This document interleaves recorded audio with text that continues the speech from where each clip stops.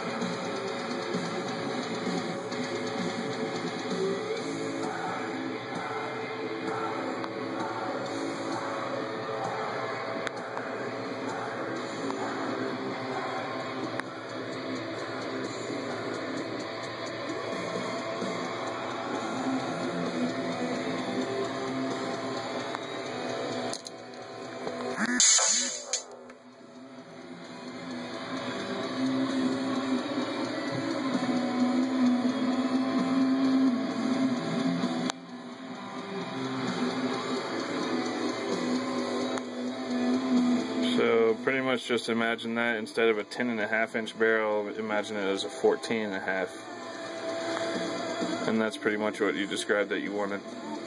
See ya.